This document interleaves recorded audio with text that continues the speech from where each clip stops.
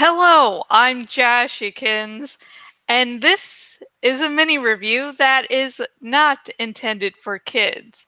Mini reviews are spoiler free, so if you are interested in anything I'm reviewing, don't worry about being spoiled. As always, the camera and the script over here while the feed's over here, so if you see me every now and again just slightly turning the look over here, that's why. And also, a friendly FYI. If you do not like a fanfic, just, stop reading it. I do not need to know that since I didn't make your favorite character super special that I somehow ruined them. I, I don't care. Like, just because I'm not making them super special doesn't mean I'm not making them. Just because I'm not making them super special doesn't mean I'm just making them unimportant.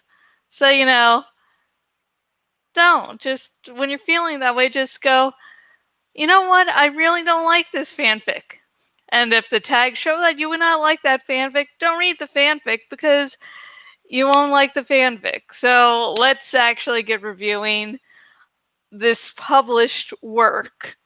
And I'll leave my rants for another day, another video, another time. Anyways, today's mini review is of the Dresden Files Grave Peril by Jim Butcher.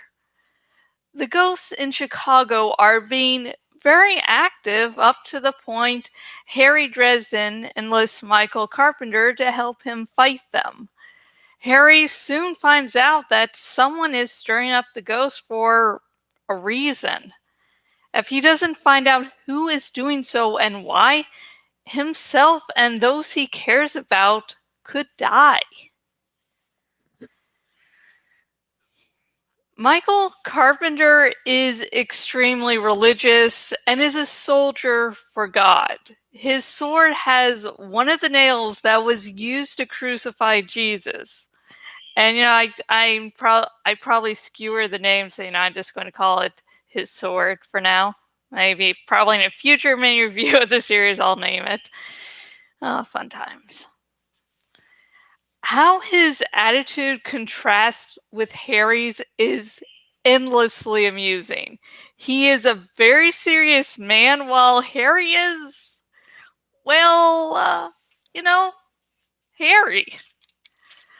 Oh, did I mention that Micheal Carpenter is a soldier for God and his last name is Carpenter? Butcher, thy name is not subtlety.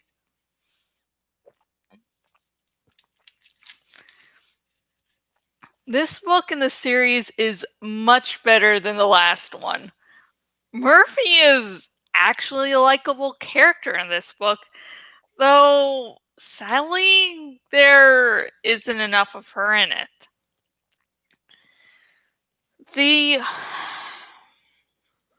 Okay, we're talking about this part now. Fun times. The only time I had to roll my eyes at a character for being stupid just so there was drama was when Susan sneaked into a vampire masquerade. She did so because Harry wouldn't come to the phone right away. She has known him long enough to know if he can't come to the phone, it must be important. She knows he deals with keeping the city of Chicago safe and risks his life on a very regular basis. So if he doesn't answer the phone right away, it must mean something serious is going on. To get Susan into the vampire masquerade, the vampires could have captured her. They could have then tempted Harry to break some rules by having him rescue his girlfriend. She could have still been used to create tension, but in such a way that would have felt genuine. It's like she appears in the vampire masquerade. I'm just like, oh, this has happened. This book deals heavily with vampires and breaks them up into 3 groups: black, red, and white court. The black court is the more classical kind of vampires. There is even a joke in the book about how that court, being so well known, makes them extremely easy for humans to kill. So easy that the black court barely exists anymore. In Grave Peril, we are introduced to Thomas Wraith. And if you guess by his last name that he's a vampire, god damn it, just a vampire named Wraith.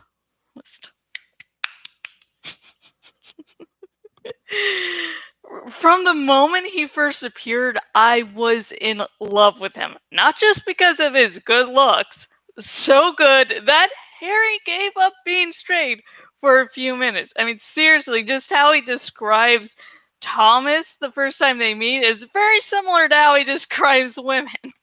Just like, wow, he was like bisexual for a few seconds there.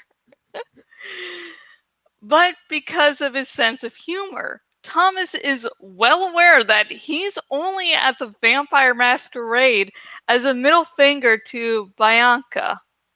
I'm probably skewing her name, but she's a bad character, so who cares? Not like a bad written character, I mean like a villain. So, anyways. And the majority of the time, he doesn't seem to care, like, at all. The book begins with it being revealed Harry hasn't told Susan he loves her yet. Which means, of course, when he finally confesses he loves her, it will be a big, dramatic moment. It's like if someone's like, I don't feel like saying I love her, or, you know, in the beginning of like a book or movie or TV series, it's like, that's probably not going to end well.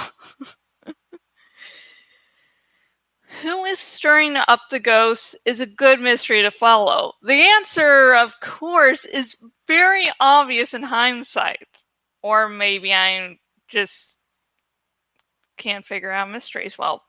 Anyways, but the answer is obscured by assumptions and the fact that so much ends up going on. I mean, a lot. There's a bunch of characters, a bunch of subplots.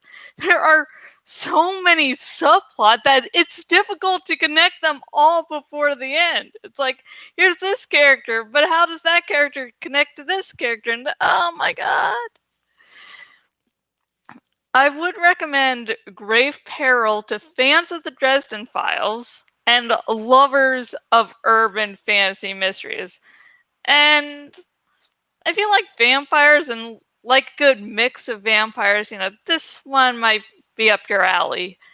But nothing like the previous book did with, werewolves. Not as huge a focus in that respect. And I'm not saying the second book's name because it's such a tongue twister. Anyways, if my review interested you, everywhere I post this video, I put a link to buy the book.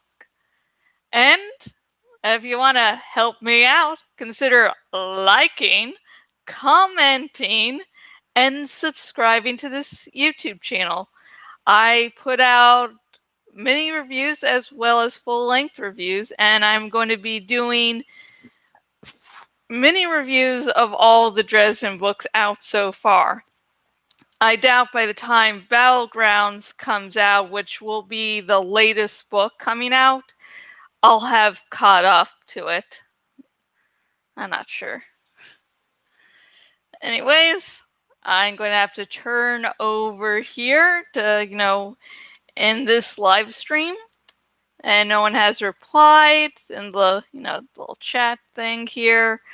I've recently turned on slow mode just so I don't get overwhelmed by love and praises, hopefully. And until next time, goodbye.